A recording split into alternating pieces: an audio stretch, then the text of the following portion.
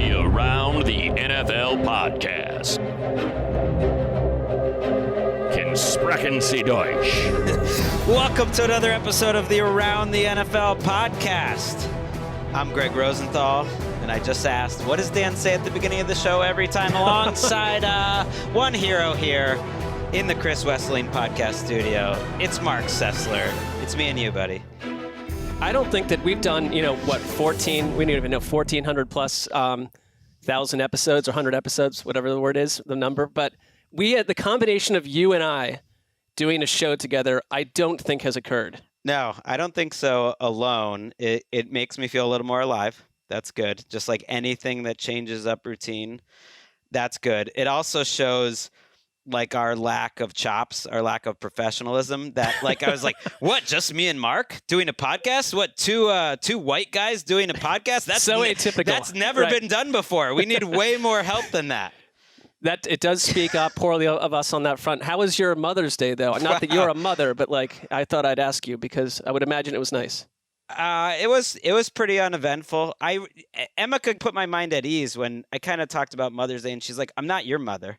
Like you don't need to get." And I was like, "That's kind of true. That's like, refreshing. Like I don't, it's more that the kids did a lot of nice stuff, and yeah, we ate some good food. She didn't have, it was nice. Yeah, I had to whip our children into shape.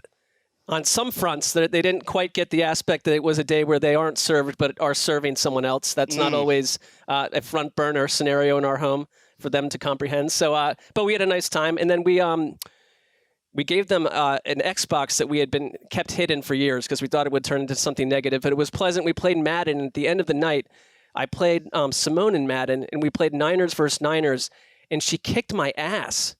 And I was talking a big game, like I was like talking about how balanced I just got totally, she threaded the needle on me. Like, was she very creative in how she used Deebo Samuel? Or absolutely. Like, Deebo Samuel had like an 86-yard catch on the drive number 2, and I never really came back. But also, we have 2 Jimmy G's. My Jimmy G threw 3 picks.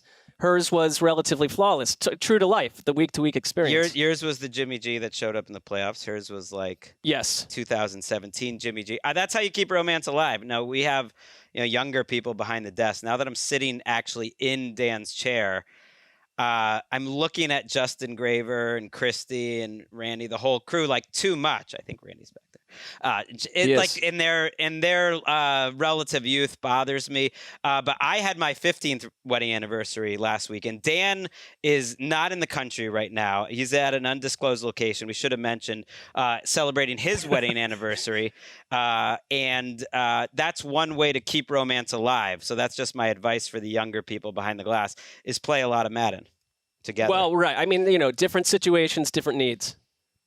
That's why I didn't really have to celebrate Mother's Day. It's like it's a big 1-2 punch every year, anniversary right before Mother's Day. Really, what are you going to do? Yeah, the kids, they cooked her some stuff in the morning. But in the end, do you really want to eat like what a 10 and 7-year-old can make? No. Like they can make some toast with butter. Right. Yeah. A limited amount of that, please. Like it's not that great. Yeah. There's actually a lot to talk about today, surprisingly.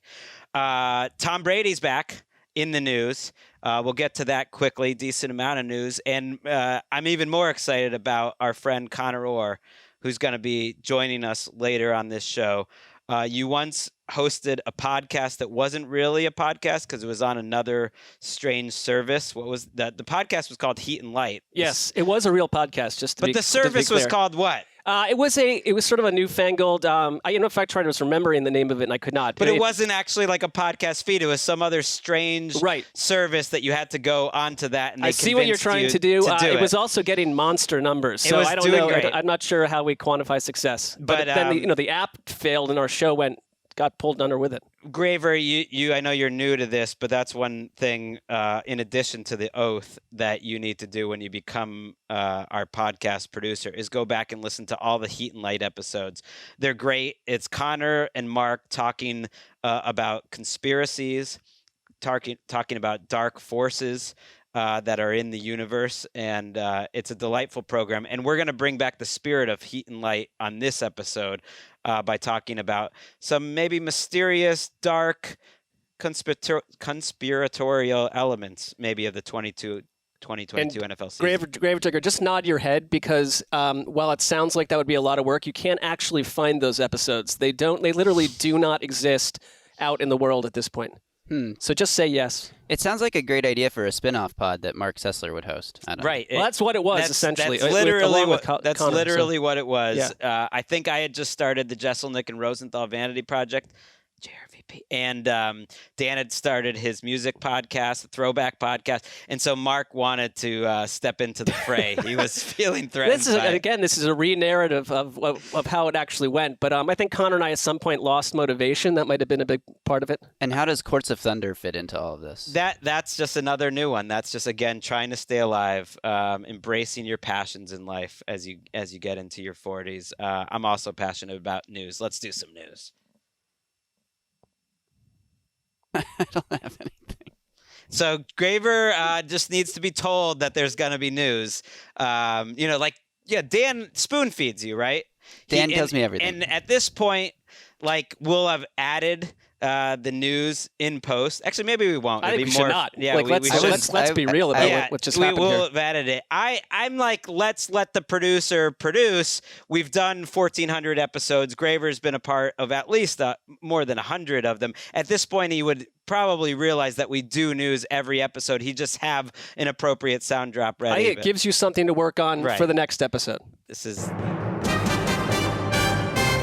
Right. When we have our goodbye to Graver video with lots of tears in a few years, we can use this clip of oh, look how far he's grown. He knows what he's doing. It's going to be a few weeks if he doesn't start out. Sean, did you note that?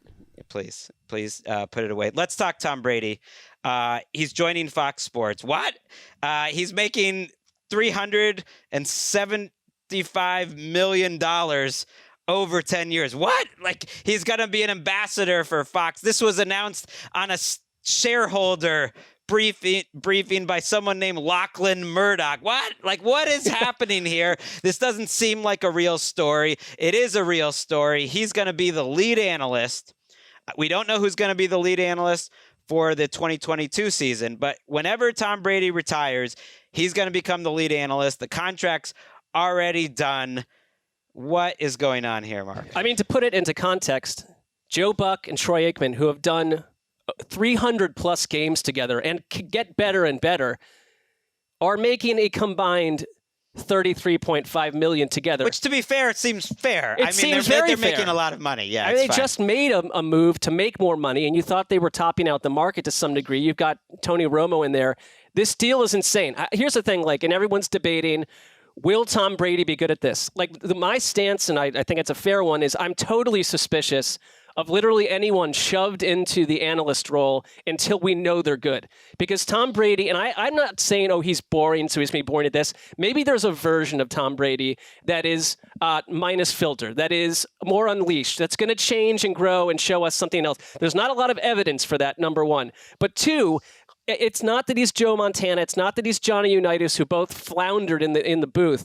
It's just that it's a special skill to be a quarterback, but it's a totally different skill, even if you have all the knowledge that he does, to communicate it to us. And there's no proof that he's going to be good at it. There's also no proof that he's totally going to suck, other than his personality is a little bit vanilla. Right. A lot vanilla. My initial reaction was the odds on him being better than Kurt Warner next year. Kurt Warner, I think, is great on radio when they give him the TV and the analyst role, or Charles Davis, who we know, or Gregg Olsen. I'm just throwing out a lot of names. The top shelf of the odds on Tom Brady being better or even close to as good as them off the bat is small, I would say, because of what you said, that it's a totally different skill set. The best quarterbacks don't make the best analysts, and vice versa. Tony Romo's amazing. I wouldn't have necessarily guessed or thought that. Part of the reason he's amazing is his enthusiasm, and he just sort of understands TV. Whether Tom Brady has tried out for this role and it went well or not, we don't know. We know that it didn't go that well for Drew Brees. I think when given the opportunity last year, and he wasn't a natural, which is fine, but you're locking yourself into 10 years of doing it. The one thing that makes me think that he could be good is just that he's doing this at all. Because why would he be signing up now, other than the money, which is crazy? I mean, he's making double what everyone else is making. He's making more in retirement than he is as a player. He's making more than he ever made for the Patriots or the Bucks. He's going to make with Fox Sports, which is outrageous. And maybe that's the answer to the question. Maybe he's not like passionate about doing that, but the money's just too good to pass up, and it helps him do a lot of other things.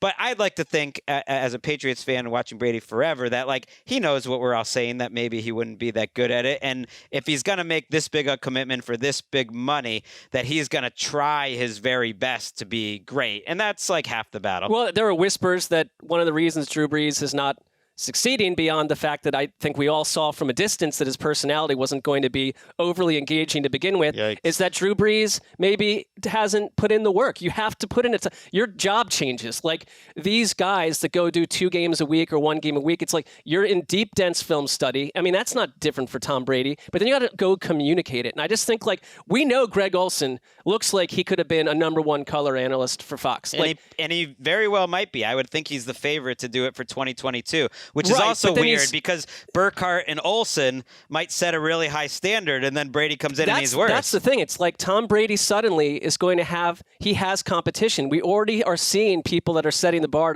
at a high place, and then Tom Brady is not used to, beyond like Brady haters and Patriots haters, getting destroyed on Twitter during Monday Night Football because he's not doing a great job. And I think we're also in a world where like viewership is changing. He signed up for the old horse, the old color analyst job where you're going to do games the way they've been done. The Manning cast probably is closer to what a lot of people of different ages would want to experience and see, at least for part of a game.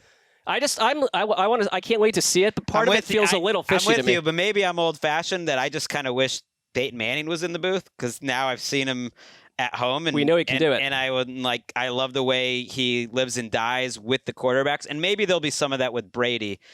But over the years, he hasn't given off in front of a microphone the same sort of enthusiasm. And of course, he has that enthusiasm for the sport. If he can communicate some of the knowledge that he has, he'll be great. He knows so much about all these different players, good and bad. And even if it's not burying players, I saw, we talked about Brady on NFL Now, and, Marc Giardi's asking, like, is he going to be critical? That's kind of what you need. Yeah, that would be nice. But I just can't imagine that happening. You can still be pretty good without being that critical. Tony Romo isn't that critical ever, and he's still quite good at it. If you can really teach me something, especially in the first few years when Brady, like, absolutely knows more about Chauncey Gardner-Johnson, the nickelback of the Saints, and all of their secondary tendencies than anyone else on the planet. So if he can communicate that stuff, he doesn't need to bury everyone to be good. But I just haven't seen any proof of that. Like, unless Tom Brady's been trying to be purposefully uninteresting, and I guess he has been. Like, in front of a microphone, that's part of his strategy. It doesn't help him do his job, but I don't know. Like, even off the field, I read a book by Charles Pierce, one of the best sports writers, great writer of the last 20 years. I think he's a great writer. He really struggled to make Tom Brady like an interesting human. And I think that's a little part of it too. Yeah, I think Tom Brady can't have simply been hiding his core true personality from us for the past 2+ decades. I think you got to obviously like robotic version of him with the Patriots. He's changed a little bit with the Bucks, but now we're saying go be your personality. But he can't bring his social media guys with him into the booth. Like everyone who says like Tom Brady's like we've seen more of his personalities. Yeah, but it's all his social media guys. Either their tweets and TikToks that they write or the bits that they write for him and that he executes and is fun doing it. Like I've never seen him in the flow of an actual conversation be overly quick. Maybe I'm being too hard. That would be the challenge. I'm being too hard. I think Ricky responded on Twitter like, "When will you stop doubting this guy?" For the amount of money, I've never doubted him once at anything. This is and for the amount of money, like I think it's fair to have a critical eye about the whole thing. Something about the whole thing feels also like big industries. I don't know. There's just a little more to this. Something here. When they announced the deal, and they didn't put the money with it when Fox announced it on the shareholder. Big Mike, we'll call it. I mean, this is very Succession. Like they're announcing it on the shareholder meeting. A man named Lachlan Murdoch, who I'm not familiar, but if you could have guessed what is the Murdoch son's name, Lachlan would have been in the top 5 guesses. The fact that he announced it on the shareholder meeting, and he called him that he would be like a brand ambassador as well. And so that makes me think like, okay, they're going to pay him to do that job. But like they know that Gregg Olsen could do that job just as well for a fifth as much money. They're paying him for these sponsor things where they could just trot Tom Brady around like a show pony to all the other sponsors, and he like agrees to do 5 events a year where he like basically they're paying to hang out with Tom Brady. Yeah. Like the Murdochs want to hang out with Tom Brady. Sounds pure. Love you, Tom. I love Tom Brady. Love you, bro. I find this story really interesting. The rest of the news isn't as much. So the last quick thing is like, I do kind of feel bad about the Drew Brees factor. We've been mean about his performance as a broadcaster on this show, including today. And yet there's something about like that Brees was up for this job, and like Tom Brady, who's not even retired, is now swatting the possibility of this away, making triple the amount of money that Brees could have ever hoped to get Fox, just so that they can hold the seat warm for him. This is the same man who ended Drew Brees' career, and then he threw passes with Drew Brees' sons on the field afterwards. It's like, I'm not saying that Tom Brady hates Drew Brees and like wants to make his life miserable. I believe the opposite. But he's acting like a person. If that's how you felt about Drew Brees, he's doing all the actions that you would expect out of that person. Yeah, there are elements of like hyper competition. I see what you're saying, but I think Drew Brees and Manning, they're all competing again. Right, but Drew Brees is Drew Brees' biggest problem. Okay. It ain't Tom Brady, because someone was going to pay Tom Brady a ton of money to do something at some point. Drew Brees, his Q rating dipped tremendously last season because he's not fun to watch and not interesting to listen to. All right, we got to stop killing Brees. And Manning didn't want this job as much. He could have had it. Obviously, he could have had this Fox job. He could have had the ESPN job. He could have had any job he wants. He understandably liked this idea of just like hanging out at his house and talking with Eli. That makes too much sense. Right, he's got it better. But they also don't do 17 weeks of it. It's, they right, come he and also go. doesn't mind telling his wife and family, oh yeah, by the way, remember that whole idea I was going to hang out with you more? I'm going to leave on a plane every Thursday and return every Monday for the whole NFL season, just like before as a broadcaster. I think we knew that the hang out with family thing was going to be elementally short-lived. I also think this has to mean this is his last year, or very likely his last year. That's the one thing. Like, that's the last point. I'm with you, because it's Tom Brady, so I would never suspect this about him. But if it were another player announcing all this post-career stuff and then still telling us, like, it's not going to be a distraction, I am plugged in as a player, number one, he's just made too many moves that talk about post-career. We've never seen Tom Brady do that before the past couple months. Right. I don't think there's anything wrong with that. I don't think it'll be a distraction. But I absolutely believe that this deal increases the chances that his last season in the NFL is 2022. I had already heard... Isn't that at its heart a distraction, though? I'm not saying it's going to get talked about in the locker room nonstop, but he's already basically said, let's say the season goes poorly. Do we think that he's going to come back and say, let's do this again and get out of our fix that we were in the year before? No, he's going to go do this other job. I think there's something to the point that when you start talking about retirement, that's troubling. You're already a foot out the door, and football is so hard. That said, I don't think it's going to compromise like what he puts into the job this year. I just had already heard a little whispers about some other stuff that Brady, off the field, that indicated that this was probably going to be his last year. I don't think anyone truly knows. Tom Brady does whatever Tom Brady wants. True. If he won the Super Bowl and he feels like playing again, he's going to do whatever the hell he wants. All right. Also in the news, quickly, we'll talk about it if it actually happens, but Richard Sherman, who you did the broadcast boot camp with, is supposedly joining the Amazon crew, and that would be a fun hire. And that also might mean that he could be retiring, a potential future Hall of Famer. So he's already got his own podcast, which is an awesome listen. And I gotta check it out. There were a lot of stars at that boot camp. They weren't coming in being like,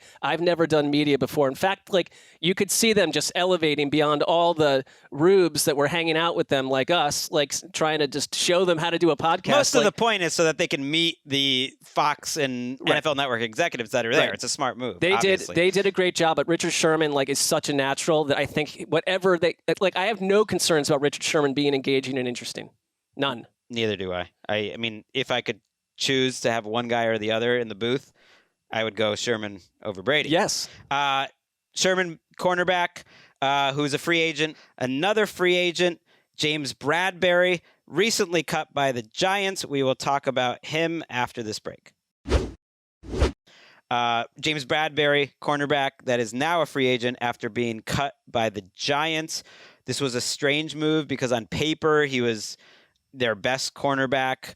Maybe a year ago, Adoree Jackson outplayed him, but he literally made the Pro Bowl in 2020, and he's only 28 years old. He is into the top 20 of my top 101 free agents, which obviously most of them are signed, but kind of post-stadium. He's a good player that's now available, and I would think gets signed quickly. It just seems like thank you, Dave Gettleman, because Joe Schoen, general manager, inherited a lot of money issues, and you can critique some of what the Giants have done this offseason, but I thought they handled the draft really well. This just was like people saying, we know you've got to cut them because you can't even sign. They're using the money, the $10 million plus they saved. They have $11 million in dead money to sign their draft class. Like that's how up against it they were. So it was just like they were not going to, the trade value dipped day by day because it was so obvious they had to cut him. Well, it sounded like they had some conversations. I believe the Texans were the team that were mentioned. Texans, by the way, also signed Jerry Hughes on Tuesday. We'll get to some of the lower level signings, but I like that the Texans are trying to get into this whatever wave of free agency there is, because there's actually a lot of good players available, way more than usual. And Bradbury, you're right, it was smart for teams to wait it out. The reason it didn't work is because they wanted to renegotiate a contract. And he's like, why would I do that? Why would I help any new team out? I want to just be a free agent and pick my next location. The Eagles have been mentioned as a potential landing spot. I love that. They could really use another cornerback.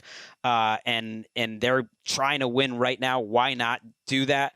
The Raiders have been mentioned as a potential landing spot. Patrick Graham, who coached them in New York, that makes a lot of sense, to a Pro Bowl season, could go after them. There's a lot of teams that need cornerbacks. Like, you don't need to overthink this. He's 28 years old, turning 29. He was a Pro Bowler in 2020. I know he didn't have like a great 2021. Newsflash, that's like every cornerback except for 8 or 9 of them. They go up, they go down. If you go from your highs being a top 10 cornerback to your lows being an average starter, those guys make $10 million a year. Like, he's a pretty great player to be available. Yeah, and also defense is your environment. But Patrick Graham, in Vegas, that would be a juicy fit for James Bradbury. Their secondary stinks too, and they need him. They could absolutely use him. A couple other free agent signings. I mentioned Jerry Hughes. He was in my top 30. Going to the Texans. Like that, the Texans are starting to get a little more active. I feel like if they actually added some decent players in the next month, they could be somewhat competitive. I don't think they're the worst roster anymore in the entire NFL. Sony Michel goes to the Dolphins. A couple signings we missed a week ago just because of when we taped was Bryce Callahan, the former Bear and Bronco, and Kyle Van Noy to the Chargers. Any of those moves, Michel, Hughes, the Chargers moves, do anything for me? I think the Dolphins are going to be a fun watch, but I do think you could probably sense the skulls of fantasy heads exploding all over the planet because Sony Michel is added to a backfield that also has Chase Edmonds, Raheem Mostert, and Myles Gaskin. So it's like they had issues. One of those guys probably isn't making the team. I would think maybe Myles Gaskin because the other 3 are all brought in by the new coaching staff. But that's a good point. Michel, maybe not a lock just because he doesn't help much on passing downs and or special teams, but he's a solid contributor. He definitely helped the Rams on their way to winning the Super Bowl. Jerry Hughes can still play. Like, it's very rare, and I think this is going to benefit the teams that have some cap space left. Your Browns are certainly one of them. To really use that money well in the next month. Here's some players still available: Odell Beckham, Dwayne Brown, Jadeveon Clowney, Melvin Ingram, Rob Gronkowski, Akeem Hicks, Trey Flowers, J.C. Treader, Will Fuller, Eric Fisher, Julio Jones, Anthony Barr, Justin Houston, Ndamukong Suh, Sheldon Richardson, Kevin King. I just went through like most of the guys left on my 101. All those guys can play football. Like, all those guys can play 500 plus snaps in the NFL, and they're going to be better for the most part than your second or third round pick that you just spent 2 months talking about on podcasts or breaking down how they're going to fit in. Like, most of those guys are going to be better than your second and third round picks, and they're out there now, and it hasn't been like that. And I really think it's something I've been focused on in terms of team building, that teams need to spend more to the cap. They need to spend as much money as they can. Like, if not, well, like, there's no downside. like, you're not doing what you can to win. So I think this next month is my overall point. Like, teams can really improve themselves, and it's going to make a difference when it comes to September. It does seem like scenery-wise, this time around, there was a big let's do the draft part and see what holes still remain. But this lineup of players you just mentioned, these are the graybeards right now, and they're probably like 7-2. They're 7-2 right now. Like, they're fine. I mean, maybe they're hanging in there if they're in a bad division. They're better than they've ever been, and I think everyone thought they were going to get these big contracts in free agency this year because the cap was going way up after a couple years of downturn, and these guys at least weren't happy. They didn't get them. They didn't get those deals, but doesn't mean they can't get $3 or $4 million. One of those guys, by the way, is Jarvis Landry. It's been reported that the Ravens are interested in him, and that feels like a good fit. Yeah, and it's also, Cleveland was on the map, and Mary Kay Cabot said that door seems closed at this point, so the Ravens would be a good fit. Ravens also added Mike Davis to their backfield, who I think I like more than other people. I just kind of trust the Ravens to do well by running backs as well. Right. They ran out of running backs last year, and it actually affected them. If everyone's healthy, Mike Davis probably isn't going to get a lot of run, but he had a bad year in Atlanta. I was higher on that signing than it certainly turned out. Didn't really work. But you're right. You have J.K. Dobbins, Gus Edwards, and now if there's injuries there, you have a nice backup. If Landry goes to Baltimore, I don't hate their receiver group. Everyone is panicking about their receiver group. If your offensive line, nor do I love it though. But yeah, but like, you can't be perfect at every position, and they're obviously a team that can live without great receivers. And I would look at it this way: Andrews is your number one. Bateman's your number two. I think he'll be fine. Landry is your number 3, 2 and 3 with Bateman. And Duvernay, who I like a lot, and I have a feeling the Ravens like Devin Duvernay more than most people do, is your 4. And it's like, that's fine. If that's like your worst position or one of your worst positions, you're fine. Justin's very excited about Devin Duvernay. Hook 'em, baby. Devin Duvernay was the Texas Longhorns' best receiver when he was there, and then he kind of just disappeared into a gadget player when he got to the league. I just realized one of the reasons they traded Brown, I bet, is some faith in Duvernay, because to me they're very similar players, Duvernay and Marquise Brown. I bet you could replace 70% of Marquise Brown with Devin Duvernay. Yeah, it is notable to me that their so-called number one wideout wanted out of a team that has Super Bowl aspirations. Like, there is something about the system that for free agents, it's like, no, that's not. I like the idea of Lamar Jackson and the Ravens in general, probably from a player angle, but like as a wideout, you're going to go there and you're going to see your numbers drop. Right. Marquise Brown supposedly asked for a trade after his second year when they were great. He was mouthing off all the time, like how upset he was. So it's like, it's not a great fit for some of these wideouts at all. Yeah, that's true. Like, but here's the reality. You're right. It probably hurts your earning potential a little bit, but it's kind of like if you were, let's say, Justin Jefferson, like, we would know you were Justin Jefferson. You know what I mean? Like, if Marquise Brown was as good as some of the first round and second round receivers like A.J. Brown and stuff, like, we would know.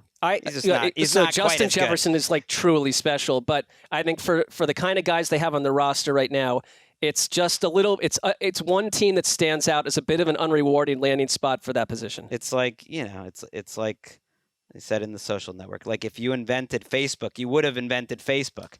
Marquise Brown in this situation is the Winklevoss. I wish I had done that, but I wish I did too. Time for news and notes presented by Upwork, where you can build the team that will build your business. Learn more at Upwork.com. Another weird item in the news, the schedule release has been just like sprinkling out little crumbs all week. We're big schedule release guys, Mark. Yeah. So's Dan. The three of us are part of the schedule release bonanza on NFL Network. I believe this is the first ever NFL Network program in which Rich Eisen and like Michael Irvin are on the show, and we are also on the show. Pinch yourself. I am pinching myself. I think they were so enamored that they asked to use about 2 minutes and 54 seconds of our commentary. That's fine. That's absolutely fine. I know, we've talked with Rich. He's been on our show. We saw him a couple weeks ago at the draft. I'm not certain anyone else on that show knows who we are.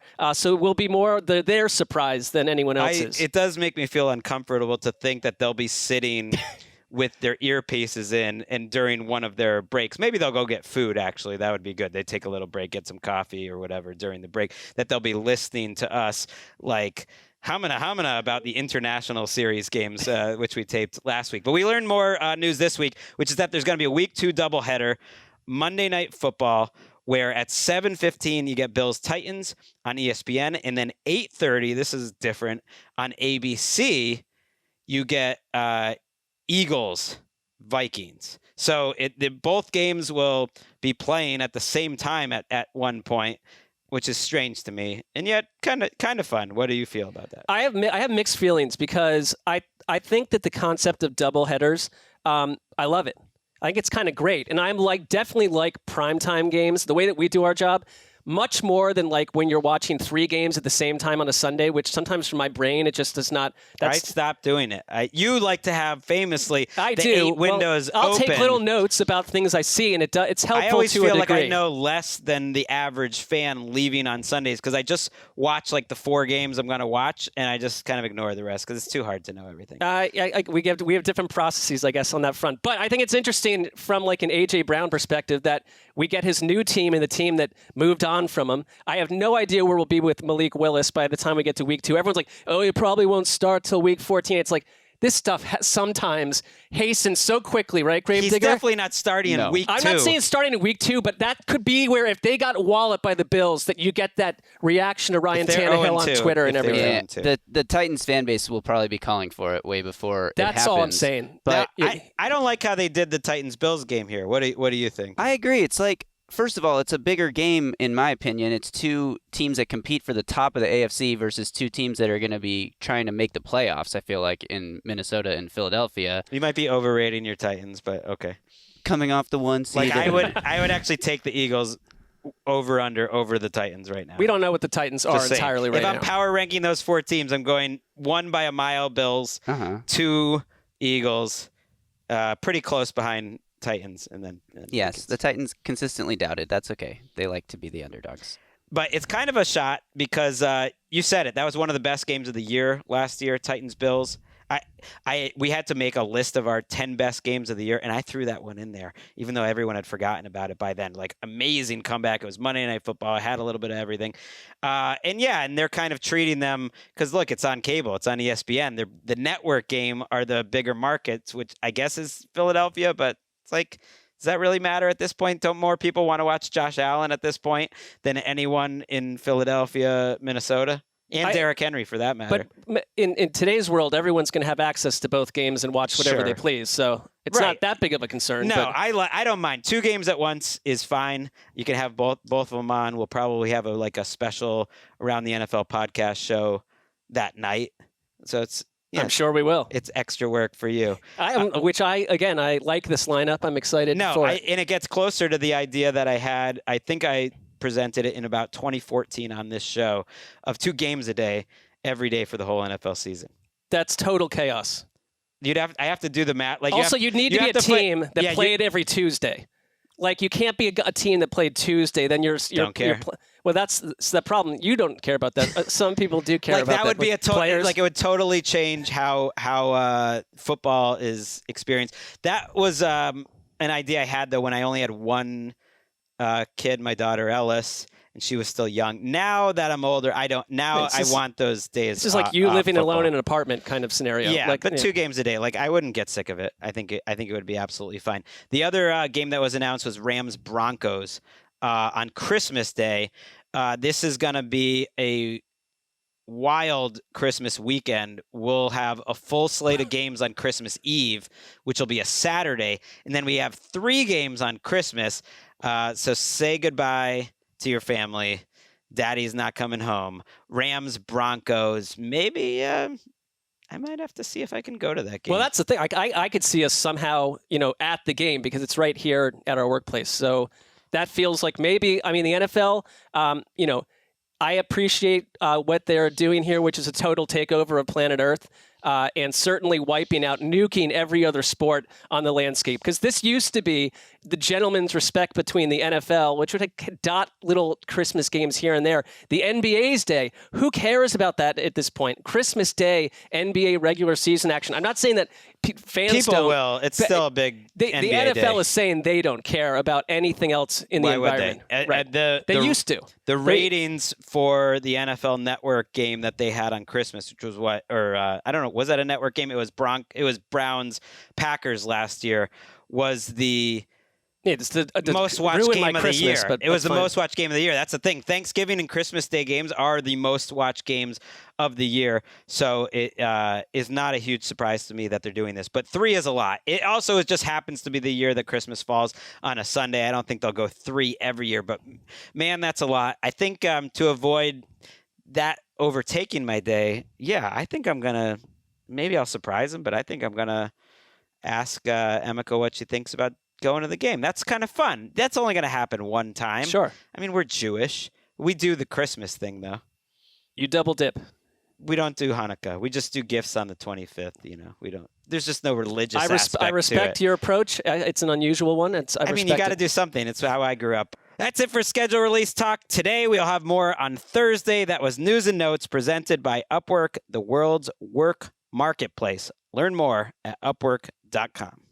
Finally, in the news, an unfortunate story in Las Vegas this week, where the Raiders team president, or as Marc Davis, their owner, will point out, well, he was only the interim team president. He wasn't actually the team president. He was the team president only for 8 months. Who cares? He was there for 18 years. He knows what's going on there. Team president for a little less than a year. Is accusing Marc Davis in a statement of firing him in retaliation for bringing concerns by multiple Raiders employees about a hostile workplace and the hostile conditions specifically towards women. And he believes that he was fired in retaliation for that. It's really serious. It comes on the heels of a few other mysterious Raiders executives that were cleaned out last year. There's been a lot of them. It's just a lot of stuff that we don't know what's going on. And in those, there's been some reporting that there was financial misdeeds being done by those employees. This, to me, is a lot more serious because the NFL is now getting involved. They say they recently became aware of the allegations, and they are looking into it. Add another team and another ownership group to the list that the NFL is investigating right now. I mean, this has been a pretty wild offseason on that front. And this employee, you're right, he was there for 18 years. It's a classic whistleblower move. And he basically, I think, he put his own employment, his own life on the line, professional life, to do what he thought was right here. So we'll see what they do. Right. I respect what he did, and I respect him laying out the reasons for it. And look, it sounds like he knew maybe where this was going throughout. I think there's a lot of documentation. He felt that Marc Davis specifically, like he put it out there, we're just repeating what his statements are, that Marc Davis, the owner specifically, created a hostile place for women, did not treat women right. And the NFL's got a problem. Like society has a problem, and the NFL is just part of society. But I mean specifically the owners that are running the league right now have a problem. Jerry Jones has a problem. Dan Snyder has a problem. Marc Davis has a problem. These are some of the most vocal and integral owners in the league, and have really active parts of the league, have recently gotten stadiums built in the case of Marc Davis and Jerry Jones. And the NFL's got to fix this stuff. Roger Goodell and everyone that's in this office, and it's very tricky to be investigating an owner when the owner is technically the boss of Roger Goodell. But I just want to see the league we work for actually display a level of seriousness when it comes to these allegations. Obviously, the Deshaun Watson story is different, but it's sort of a same piece. And when your owners are acting like this, it's your problem. You have to do something about it. It's structurally, the NFL needs to change, And you want it to be taken seriously, like you said. And I look at what happened with the Jerry Jones thing up till now. That's not taken seriously. I think the league would rather things like this go away. And, all 32 teams are so different, and the Raiders stand out as a family-run operation, obviously. But sometimes that's where some of this stuff can happen and fester, where there's less of a committee and more of like a king or an emperor running the show. Right. I mean, this comes on the heels of John Gruden and his email scandal, and I don't know if that's going to be involved. Just in the last year alone, the Raiders have seen Department of Chief Financial Officer Ed Villanueva, Senior Vice President of Strategy and Business Brandon Dull, Controller Alexi Grant, and another Jeremy Aguirre, the Chief Operations and Analytics Officer, all resigned or kicked out, fired in the last year alone, which is just like, what does that tell you? Crazy year for the Raiders as they're getting excited for the on-field product, the off-field products. Got a lot to worry about. Let's get to something a little more fun to talk about. That's going to be Conor Orr. But first, we'll take a little break. Our next guest is a very special guest. He's a former employee of NFL Media, a writer for the Around the NFL blog. He's a man of mystery, a man that's full of surprises in terms of his takes, his interests. You never really know where he's coming from. He now works for SI.com, and he's a cover story writer. It's Conor Orr. What's up, everybody? There he is. It's great to have you back, buddy. How are you? We're good. I mean, even though I had to stop our pre-show conversation because the fact that you think Frozen 2 is a great movie just sort of stopped me in my tracks, and I thought, what are we talking about here? What are your reasons? I mean, Frozen, it's a good Disney movie. Frozen 2, it's like they were trying to be deep about global warming or anything, but it's like trying to be deep as if it was written by a 7-year-old. I mean, the movie, I was so deep on Reddit about this recently. The movie is so incredibly entrenched in colonialism, right? Right. But they didn't finish the job, right? And that would be my only complaint, right? Arendelle should not exist. Arendelle should have been taken out by the wave. And the people of Northumberland in the forest should have been able to reclaim the land and destroy Arendelle. So that would be my only complaint. Otherwise, the music is unbelievable. Adina's voice has never sounded better, and I just think some of the songs are really powerful. And I'm enjoying the Frozen stage right now. I have kids who watch it, but I would say there are several Frozen 2 songs from the soundtrack on my running playlist. I've got to say that there's nothing more Conor Orr-esque than the fact that you're on deep, dark subreddit boards about Frozen 2. Well, the whole time I'm sitting there and I'm like, well, I wonder what that song's really about. But it is any Disney it's about movie, what it says it's trying to be about. But the whole thing with the colonialism, that's where they got me wrong. If you can't try to be deep and then get only halfway there. It felt to me like it was trying to be a message movie that really didn't make any sense. Conor, this is why Gregg was not the third limb in the Heat and Light podcast, right? Because your mind is going to take it somewhere totally different. Right, and that's why my daughter doesn't love me, and it's because I bring up these things. Feels after watching the movie. I'll put a bow in the argument with this, right? I finished Ozarks last night, and I'm not going to spoil the ending for anybody who hasn't seen it yet. But Frozen, it's okay, you put a bow on it, you walk away feeling generally okay. Whereas the Ozarks it falls in line with our common theme of all premium television and movies now, where it's just you walk away with the sense that everything sucks and only evil people are powerful and rule your life. And it's okay, I get it. You're more of a Disney guy. You're a Disney guy. You're a Disney guy that likes a little half-baked storyline about reparations mixed in. Yes. I don't need your half-baked reparations storyline. You executed it terribly. I'm stupid.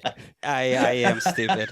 Let's talk about stupid potential plot lines for the 2022 season. That's the wrong way to introduce this, because I don't think this is stupid at all. I'm really excited about this segment. You guys had a podcast, Conor, you and Marc, back in the day. And Marc, maybe you can explain it to me and how it relates to this this episode. But what I took from it was you guys look beneath the surface of certain stories that people accepted a surface answer, whether it was darkness in the world or conspiracies, and you went below that. And I think that's what we're going to try to do with some NFL stories here. Is I think right? There's territory to do that with NFL stories. I mean, Conor and I, when he would be in Los Angeles or just over our direct messaging client, we just naturally talk about this stuff. And the more you get to know Conor, like he'll then send you like an explosive 22-page article he found on said topic. But we would go, I'll give you an example. I think one of our first episodes ever,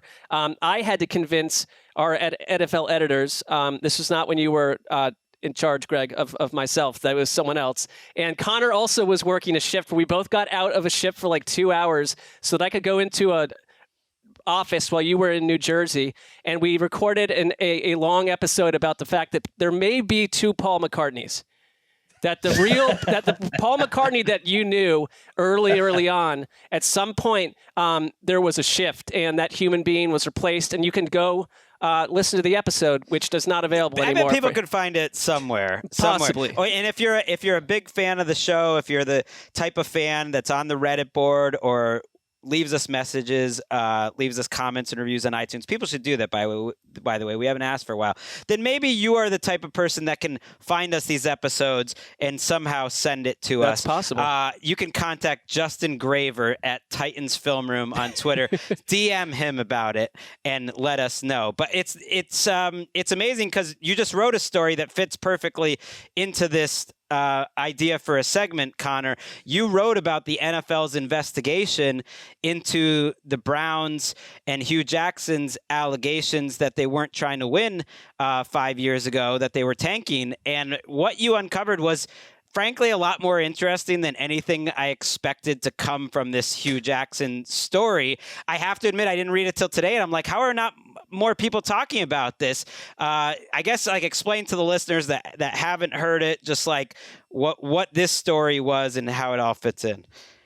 Well, it's interesting, right? Because I went on like a Cleveland area radio station the other day to talk about the story, and they just said, "Hey, Conor Orr's here. Hugh Jackson's a loser. What's your problem?" You know, and then it's like, well, yeah, Hugh Jackson won 3 games, and I think that obscures 3 games in whatever it was, 2.5 years, and I think that obscures the general point here, which is that he had a deal with the Browns. An addendum to his contract that wasn't submitted to the league that it financially incentivized him to have an increased number of early round draft picks and to carry over salary cap space, among other things. And so our argument is, I don't know what happened. Like, the Browns could have been bad because Hugh Jackson's a bad coach. The Browns could have been bad because they were trying to lose. I don't know, but it's incredibly weird and unorthodox to financially incentivize a coach to get more early draft picks and to carry over cap space, because there's really only one way to do that. And you have the plan all written out. That's the part where I'm like, how is more people not talking about this? I definitely want to send it out, that you have the contract details. You just mentioned some of them. Another one was finishing top 10 in win probability added on 4th down, which I just found interesting, that they were incentivizing him to be analytically minded in terms of his coaching. But yeah, they were giving him extra money, Marc, to basically to get high draft picks and have young players. And I don't think that's necessarily wrong. It's just I just find it very interesting to see the 4-year plan, which Conor did the reporting on, all written out. I think like Conor, the way you describe contract stuff, but it turns people off maybe in general because it's complex, it's in the weeds. You added a lot of clarity to that, and I think it does raise questions. I also, looking back on that time, like, the Hugh Jackson, because it's coming from him, doesn't totally discredit the whole thing. You're right about that. And that's a probably more local reaction to that. But the Browns were pretty out front about the fact that with Sashi Brown and the rest of that front office, that we are taking a different approach. We're the team that's going to take on Brock Osweiler's massive contract just to do something that other NFL teams aren't doing. And it was a little bit of a different period back then. And so I don't know if it was like this hidden tank job necessarily. They had a terrible talent. They had no answers at quarterback. And they were looking to accrue and reshift, change the whole franchise through the draft picks. But then the contract, which they were not out front about, and if they didn't send it to the league, adds all sorts of questions. So it's super murky. It is. And, what's interesting to me is I think, and I wrote a follow-up to this that included some additional reporting that Hugh was one of the only coaches I think that we've found, and we surveyed a lot of people who have done coaching contracts around the league who were actually paid or offered to be paid for a certain win total, which I thought was really interesting and doesn't necessarily happen. Like in a lot of coaches' contracts, it'll just be like, you get extra money if you make the playoffs, not like you get extra money if you win 3 games. You know what I mean? And so I thought that was kind of interesting. But I think what it does, and I think the convenience, and you talk about conspiracy, I don't know, whatever it is, but the timing of the fact that you can establish basically what your basement level expectations are of being competitive with the Brian Flores investigation looming, I think is interesting and just kind of worth considering, right? Because with Hugh Jackson, what the NFL is saying is, no,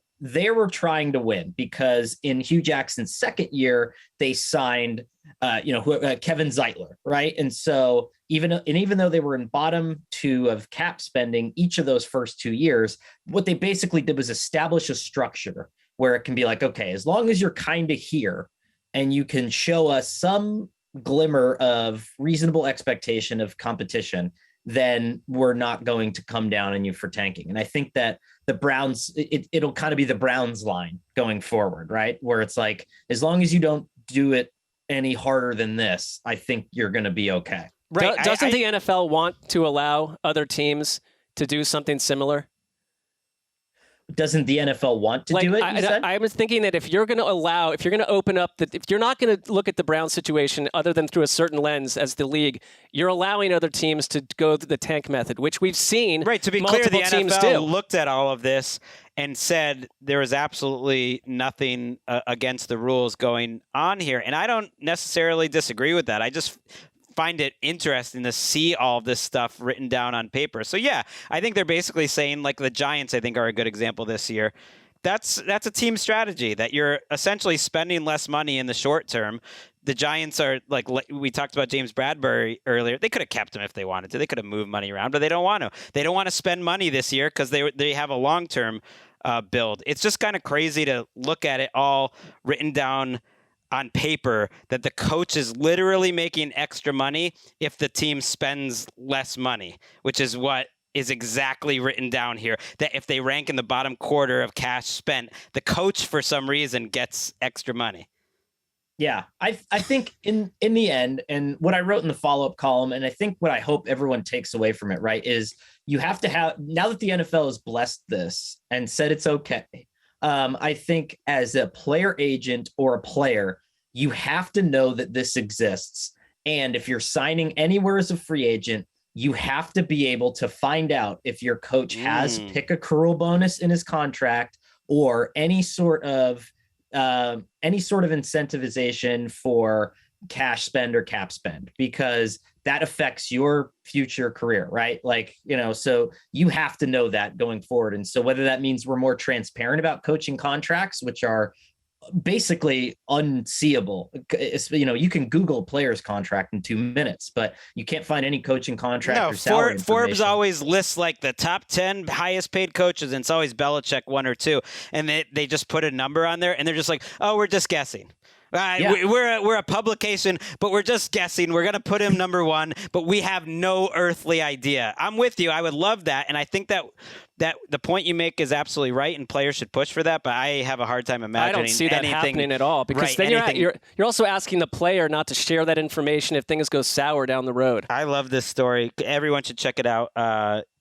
Conor Orr on SportsIllustrated.com. You can find it from his Twitter account and everything. Do you have something that would have been a good heat and light episode, Marc, if it was a little more football oriented? Yes, it's far less trenchant than what we've just been discussing. I'll start right there. It's sort of stupid, but if this occurred, I think you'd have people that said, this isn't a big deal. This just happened the way it happened. Then you'd have other people saying, something about this doesn't fly. You'd be in the second group of people. Well, I think in the spirit of heat and light, like Conor and I think would both probably be in that, and you might too. We'll see. But here's how it goes. I'll read it to you.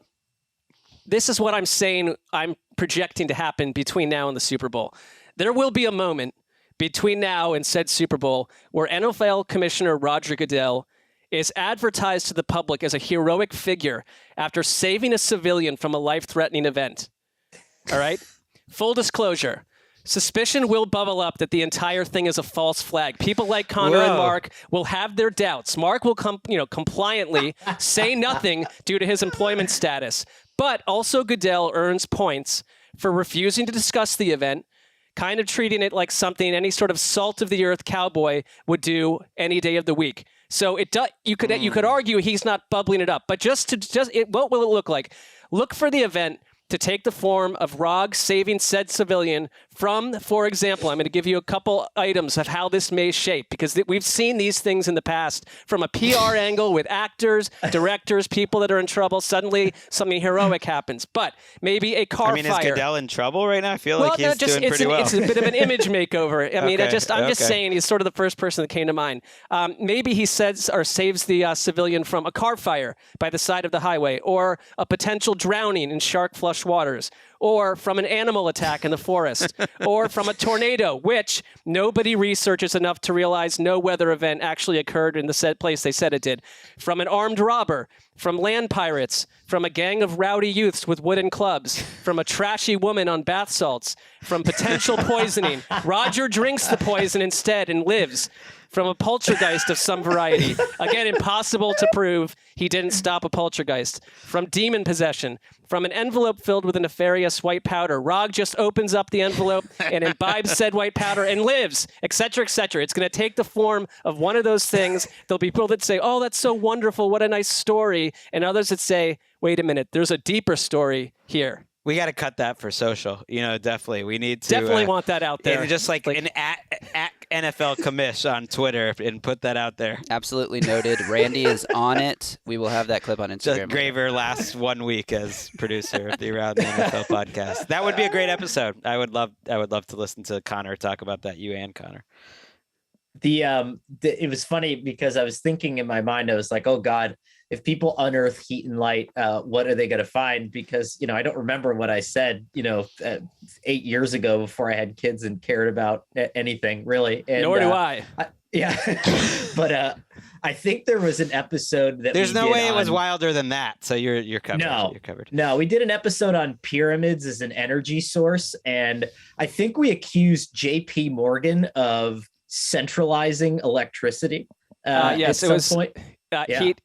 JP Morgan took some friendly fire or fire in that episode. I could see your vision happening. There's no sandwich on the line here, even though it kind of feels like a sandwich prop. Right. I could see Roger Goodell, from what I know about him, doing that. I don't know if he needs like a huge image makeover right now. I feel like he was getting beat up more publicly in the past. Mm-hmm. But certainly he has some owners going wild right now that we talked about earlier, and that's bad for the NFL. And maybe this will give him sort of the juice, the PR juice, almost to do that part of his unpleasant part of his job a little more easily. I'm not just saying this because we keep it real here on the Around the NFL podcast. Like everyone says nice things about Roger Goodell who actually know him, like behind the scenes. I was like, oh yeah, he's such a nice guy. He always did this or that for me. Like, oh, you never hear anyone actually say anything bad behind the scenes, which is usually a pretty good sign because we hear a lot of people say a lot of bad things behind the scenes about a lot of powerful people. So I think it makes sense that this would happen. Yeah, I'm with you. I don't think that he's appears to be a villain on any level when we've hung out with him, but like from a national perspective, he could use a little bit of PR. Sure. And if you remember, in the pages of Sports Illustrated, written by my old boss, Peter King, there was the seminal Roger Goodell profile that had an anecdote from back in his college days, where I believe he broke up a violent bar fight. Okay, here we go. There we go.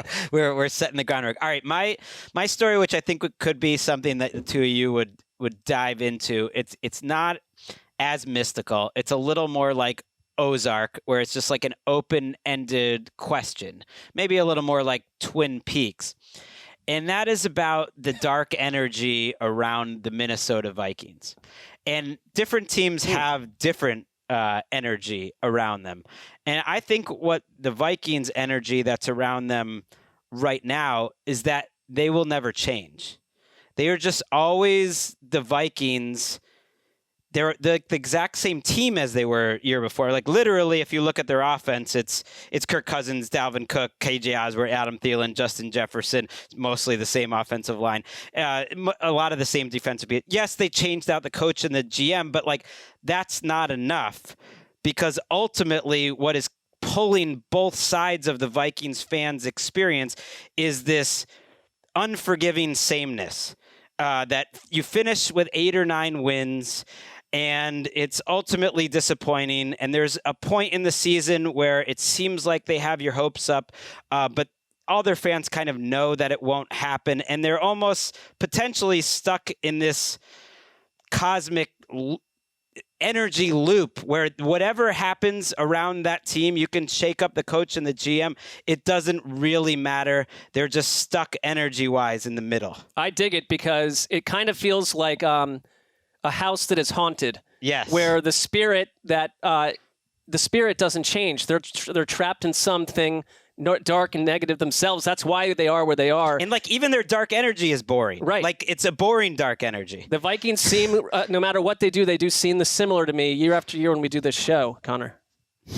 It's you know what it is? It's like it could be this like private obsession of owner Ziggy Wilf, for like he goes into the stadium on game day in disguise and he's looking around and he just loves the idea of like a person never reaching a certain level of happiness, you know. And he just watches people watch Dalvin Cook slam into the line for like a 2-yard gain on an ISO handoff, and then know that person was like really hoping this would be a moment where he could connect with his son and see an incredible play, but instead like it's just play after play of Dalvin Cook ramming into the line for 2 yards. And like Ziggy Wilf just loves this idea of complete and utter like unfeelingness, like mediocrity. That makes him very ungenerous of spirit, a certain sort of not even ambivalence, antipathy towards the human race that he wants them to feel, not to psychoanalyze here in this scenario, but like to feel how he feels, and just feel very middle of the road. I feel like his brother Marc Wilf got off with the better scenario here. Like, right. This is why I need you, like, guys, to help me out with this exercise, because mine still sort of went back to like, what is the Vikings standings gonna finish? But you guys helped me. I think it'd be a good episode. What's one for you, Connor? So I have here, and with the Tom Brady news today, interesting sort of connection here on the broadcaster front. But at some point in the next few months, there will be a credible discovery of a John Madden lookalike in the Panamanian village of La Chorrera outside of a Banco General that touches off a massive league-wide conspiracy about the legitimacy of his death. So is John Madden really dead? I mean, this is fantastic. So so it's not like a clone. It's like he's just getting older and older, but he's hidden out in this other area of the earth. Outside of a Banco General in La Chorrera, which is in Panama. And, he just had to escape the hustle and bustle of the NFL. But something inside of me believes that he longs to return to call big NFL games, especially now. I believe he would top the $35 million a year that Tom Brady just got. Mark's face just lit up, especially with your pronunciation of the place in Panama. He just was so happy. I love to see you two together, because Connor and Marc, you guys just make each other happy. Nothing wrong with that. We do, especially when we were at the Cozy, making each other happy. I love that too. I think Madden always would talk about the bus talking to each other at the Hall of Fame. And he believed in mysticism. I believe like that they are never. I don't really believe Al Davis is dead. Like, I don't think Mark Davis got that stadium built. So I feel like maybe they're together. They always remain close. Feels very possible. I took a virtual tour through La Chorrera during research for the show, and it seems lovely. It seems very nice. All right, we'll do a quick speed round. We're gonna have to go shortly, but my just speed round one is just gonna be kind of an investigation into like what it's like to play with Aaron Rodgers. I just feel like that would be a good episode, and why Davante Adams left. Aaron Rodgers said he was the man who was the reason why people came to play in Green Bay, and now you look at their team, and the only person that came back to play there is Randall Cobb. Like Odell Beckham, that would be a nice place to go play. Aaron Rodgers, you talked about your ability to bring people in and attract them. Go get Odell Beckham. You could absolutely use him right now, and they have the cap space to do it. And so I think that would be a good episode, just sort of looking into that, everything that's beyond.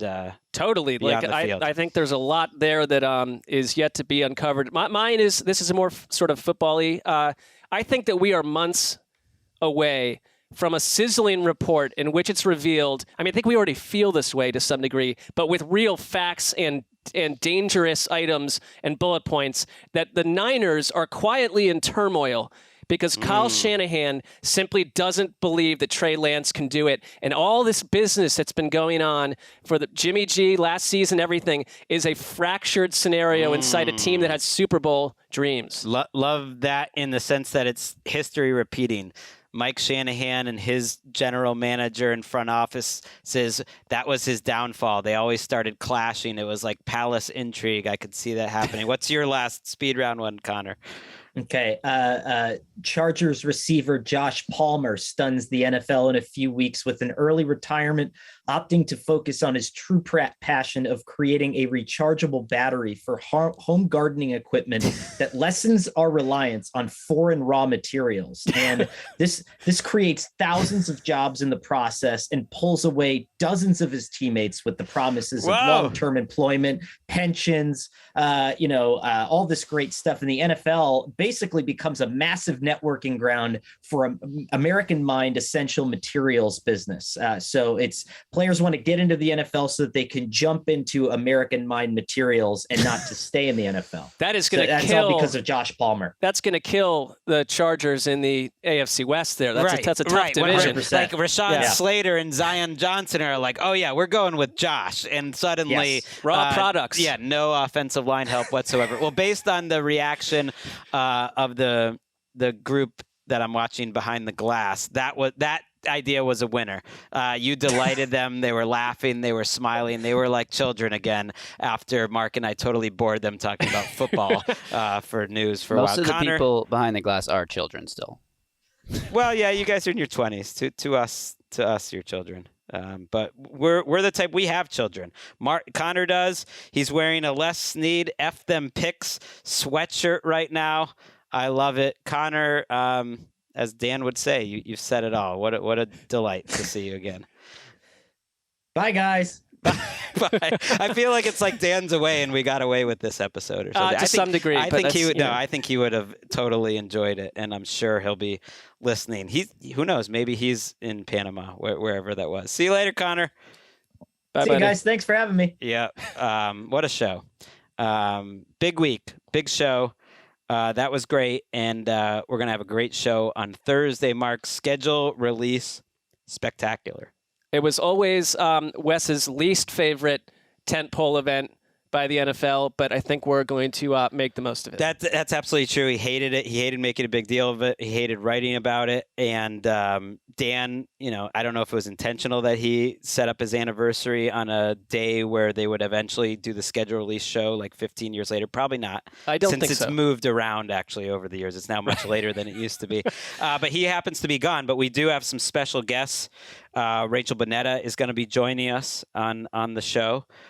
We hope to get Patrick Claybon in here as well for part of it. And so that'll be fun. We will release it as a podcast, hopefully right when the schedule is released at 8 p.m. Eastern time, 5 p.m. Pacific. We're not allowed to release it any earlier than that. I think this is probably the 6th, 7th, 8th time we've done this. We'll have to find out. Graver, go find out what annual episode this is between now and Thursday. On it. Okay. That's it. You don't have anything more. No, a lot of legwork for Graver, though. He's doing a great job. Yeah, for the late John Madden, or maybe not the late John Madden. we don't Justin Graver, Conor Orr, Marc Sessler. We'll see you on Thursday. Heed the call.